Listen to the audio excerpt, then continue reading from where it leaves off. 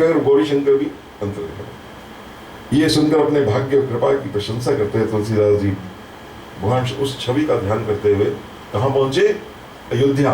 अयोध्या उनको भगवान शंकर की आज्ञा से पहुंचे। यहां तुलसीदास जी रहे, एक समय दूध पीते थे और भगवान का भरोसा था, संसार की चिंता उनको थी नहीं। कुछ दिन बीते, संवत 1631 आया। संवत 1631, 1500 कुछ सन, इसमें 57 लेस करेंगे तो 1564 के करीब सन दिया, 1554। सन 1554 में उस दिन रामनवमी थी। रामनवमी थी, चैत्र शुक्ल था और सारे ग्रह नक्षत्र लगभग वैसे ही हो गए जैसे त्रेता युग में भगवान श्री राम के जन्म के समय हुए थे। उस समय साक्षात हनुमान जी प्रकट हुए। हनुमान जी ने उनका अभिषेक किया। फिर हमारे गणेश जी महाराज प्रकट हो गए, शिव पार्वती जी प्रकट हो गए, सरस्वती मां प्रकट हो गई, नारद जी प्रकट हो गए और शेष भगवान प्रकट हो गए। सबने उनको आशीर्वाद दिया, तुलसीदास जी करिए, शुरू करिए। अब तुलसीदास जी ने श्री रामचरितमानस की रचना प्रारंभ की। इस रचना को उस समय तुलसीदास जी की जो आयु है लगभग 76 साल की थी, 76 ईयर्स। तो 2 वर्ष 7 महीने 26 दिन में ये श्री रामचरितमानस की, तो लगभग आप ये समझिए कोई 500-550 दिन लगे तुलसीदास जी को पूरा श्री रामचरितमानस सारे 7 कांड लिखने में। और मार्गशीर्ष शुक्ल पंचमी को राम विवाह जिस दिन होता है सारे अयोध्या में मनाए, उस दिन ये 7 कांड पूर्ण हो गए। ये कथा क्या है महाराज? ये तो अब ये आरती श्री रामायण जी की है, कीर्ति कलित ललित सियपी की, ऐसी जो कथा। तो वो जब कथा जब हुई तो उन्होंने समाप्ति, उस दिन मंगलवार था, उस पर लिखा गया शुभ मिति ही हरि ओम तत्सत, और देवताओं ने फूल बरसाए, तुलसीदास जी को प्रदान किया। रामायण की कथा ऊपर सारे ब्रह्मांड में गई। मनुष्यों में सबसे पहले मिथिला के पास एक संत थे, श्री रूपा अरुण स्वामी जी। वो विदेह जनक के भाव में रहते थे, अपने को जनक समझते थे, सीता जी को अपनी बेटी समझते थे और राम जी को अपना जामाता समझते थे। मेरा जवाई है, उनको मेरी बेटी का घर पति है। तो उनको तुलसीदास ने अच्छा अधिकारी समझा। सबसे पहले श्री रामचरित उन्होंने उनको सुनाया, फिर बहुतों को सुनाया।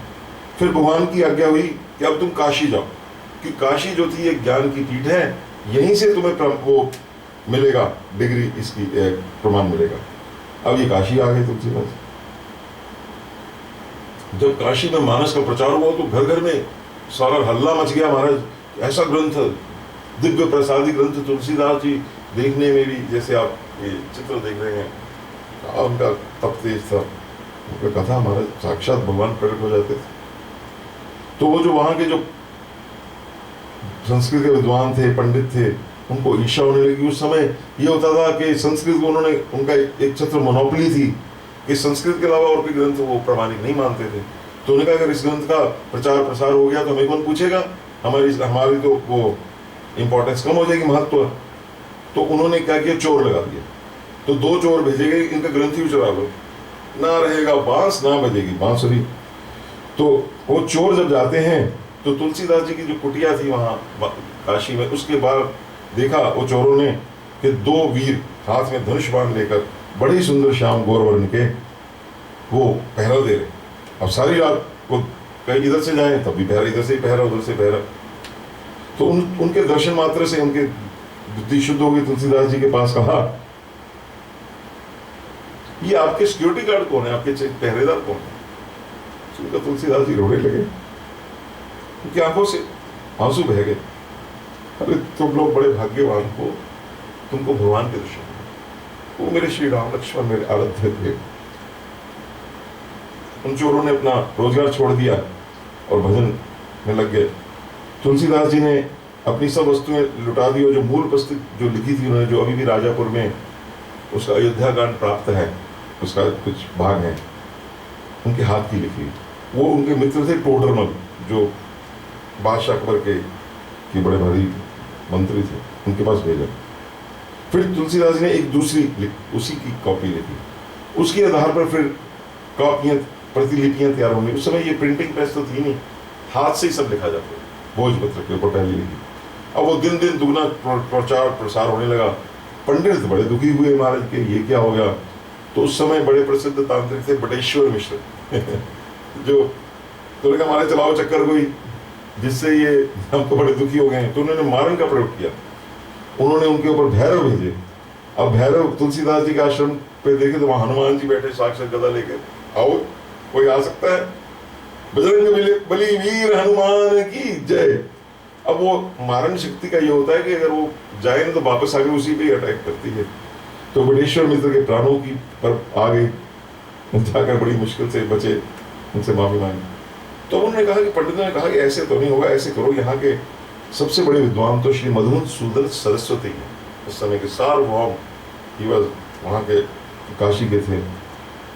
वो अगर कुछ कहें तो उन्होंने मधुसूदन सरस्वती ने कहा कि भगवान शिव ने तो इनकी पुस्तक और सही तो कर दी, परंतु किस श्रेणी की पुस्तक ये नहीं बतलाया, आप बताइए। तो मधुसूदन जी ने कहा मेरे को पुस्तक दे दो। उन्होंने कहा मैं इसको पूरा पढ़ूंगा फिर बताऊंगा। मधुसूदन सरस्वती जी ने पूरी पुस्तक पढ़ी और उन्होंने लिखा, आनंद कानने हस्मिन जंगम तुलसी तरु कविता मंजरी भाति राम भ्रमर भूषिता। आनंद कानन कहते हैं इस बनारस को, आनंद कानन इसका बड़ा प्राचीन नाम है, कि उसमें ये तुलसी जो है, तुलसीदास एक चलता फिरता पौधा है, ये तुलसी का पौधा ही है, जिसकी कविता के ऊपर ये जो मंजरी होते हैं तुलसी के ऊपर, ये ऐसे उस पर राम रूपी भ्रमर जो है वो सुशोभित है, ऐसा उनके सुनकर तुम्हारे। फिर टोडरमल जी उनका स्थान मान 80 घाट, ये सब घाटों में 80 लास्ट घाट है बनारस, अगर आप गए हो तो। फिर ये जनकपुर गए, वहां एक धनीदास उन पर इन्होंने कृपा करी, कैसे उसका बचाया जीवन, वो कथा है। और उस समय वो जो उसका रघुनाथपुर गांव का हो गया। खैर फिर हरिहर क्षेत्र में और वहां इनको साक्षात जगजननी जानकी जी ने कहा जैसे पार्वती उनको अपना बच्चा मानती हैं, जगजननी जानकी भी तो बच्चा मानती, वो कहती है मेरी माँ है जगजननी। तो उन्होंने अपने हाथ से इनको खीर खिलाई, बालिका बनकर आ गई। अब जब तुलसीदास जी को बाद में पता चला तो भाव भी बोल गए। ऐसे इन पर कृपा होती है। ये तो कुछ कथाएं, इन पर तो रोज कृपा होती है। आगे चलकर ब्राह्मणों ने कहा कि हमें बड़ी विपत्ति है, नवाब ने हमारे 12 गांव छीन लिए हैं। तो इन्होंने हनुमान जी का स्मरण किया, उनसे दंड दिलाकर इनकी स्थिति। और फिर उन्होंने मिथिला से आकर काशी, वहां आकर इन्होंने दोहावली की रचना की। फिर उन्होंने फाल्गुन शुक्ल पंचमी 1642 में पार्वती मंगल की रचना की। मतलब समझिए 1631, 11 साल के बाद पार्वती मंगल की रचना हुई। फिर काशी में महामारी आई, बड़ी भारी प्रकोप हुआ उस समय, जैसे ये पैंडेमिक आप आजकल झेल रहे हैं, पहले तो बड़ी महान आती थी, उसमें तोड़ कोई नहीं था। तो इन्होंने कहा महाराज हमें इसका कोई हल बताइए। गोस्वामी जी का जो मन बड़ा कोमल था, संत हृदय नवनीत समाना, तो इन्होंने कवच बनाई और भगवान को प्रार्थना करी और उससे वो महामारी शांत हो गई। फिर उस समय के एक और महान कवि थे केशवदास, जैसे सूरदास जी थे। तो उन्होंने कहा कि मैं मिलना चाहता हूं।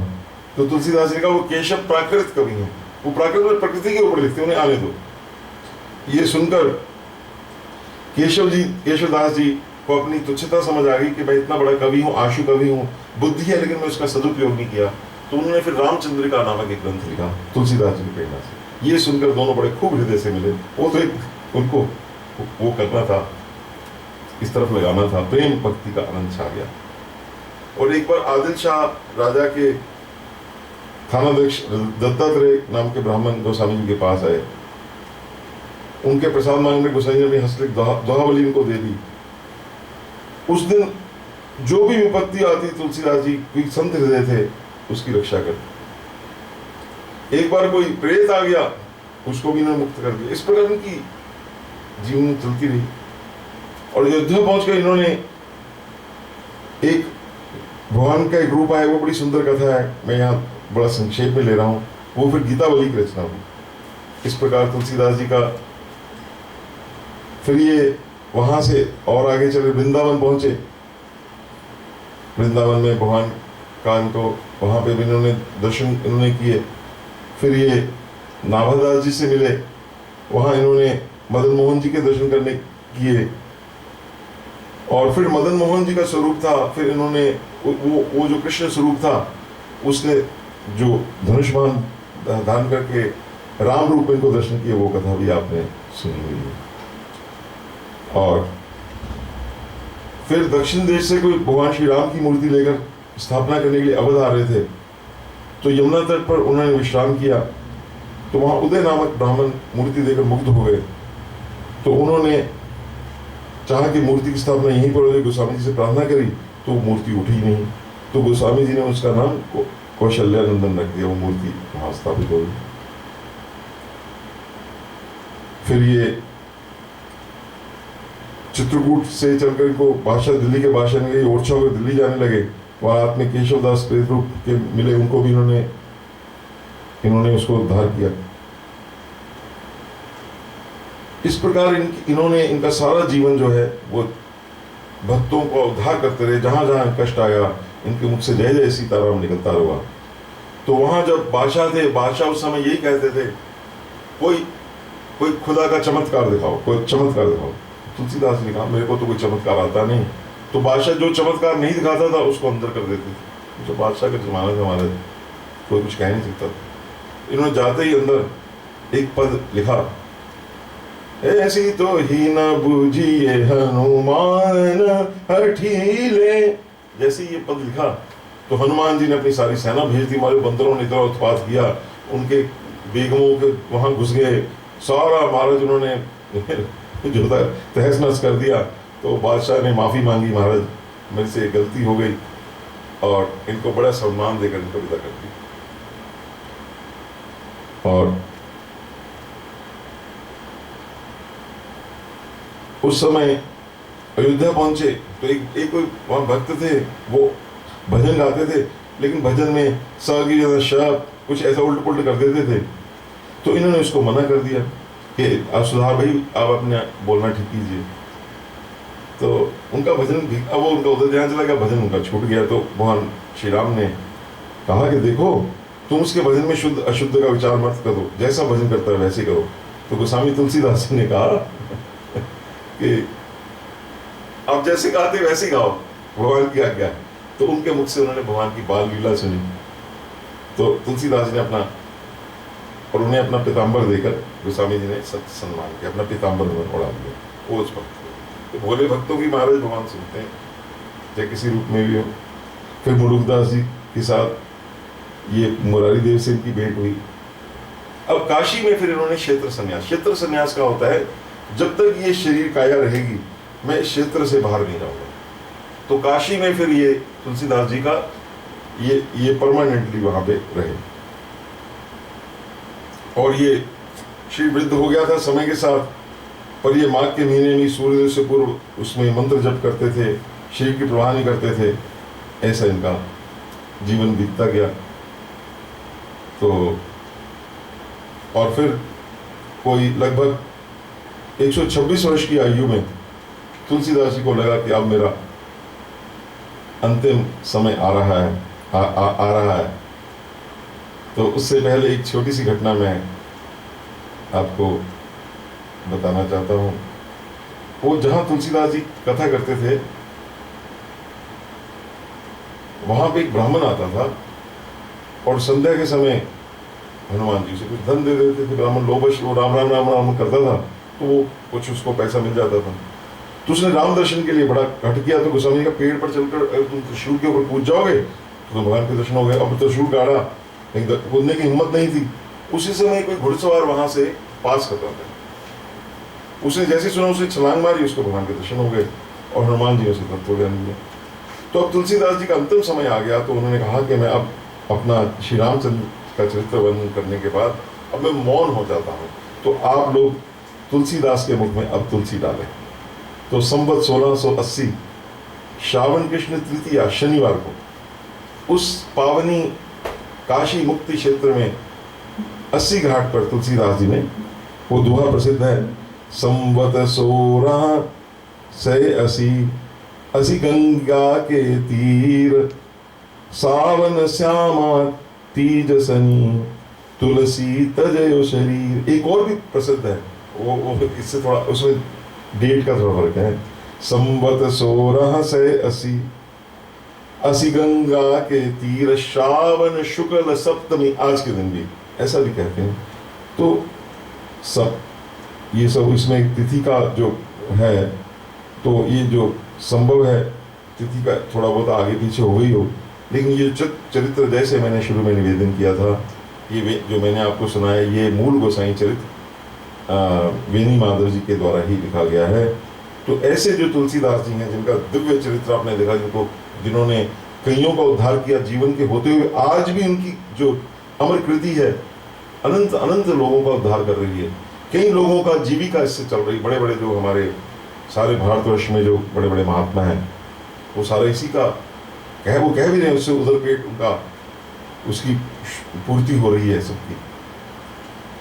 ऐसे जो महान जो श्री रामचरितमानस का ग्रंथ है, जिससे आपका हमारा जीवन ही कई लोगों का पलटा है, ऐसा जो साक्षात भगवान का ही रूप है, जो साक्षात शिवाशिव भगवान की प्रसादी है, उस ग्रंथ को प्रणाम करते हुए, और उनके बाकी भी जो ग्रंथ हैं, कोई 16-17 हैं, जिसमें प्रसिद्ध द्वादश ग्रंथ हैं, जिसके बारे में मैंने अभी ये जैसे आज मैं ये प्रारंभ कर रहा हूँ, मैंने श्री रामचरितमानस विनय पत्रिका तो थोड़े दिनों से, अभी कोई 2-3 हफ्ते से शुरू थोड़ी करी है, पर आज मैं विधिवत इनका सब 12 ग्रंथों का, अगर भगवान ने मेरे को शक्ति दी और आपका आशीर्वाद रहा, तो 12 ग्रंथ मैं आपको गाकर सुनाऊंगा, जो कि भारत में प्रथम वर्ष पहली बार ऐसा होगा कि ये सारे ग्रंथ, संपूर्ण ग्रंथ शास्त्रीय संगीत में गाए जाएंगे।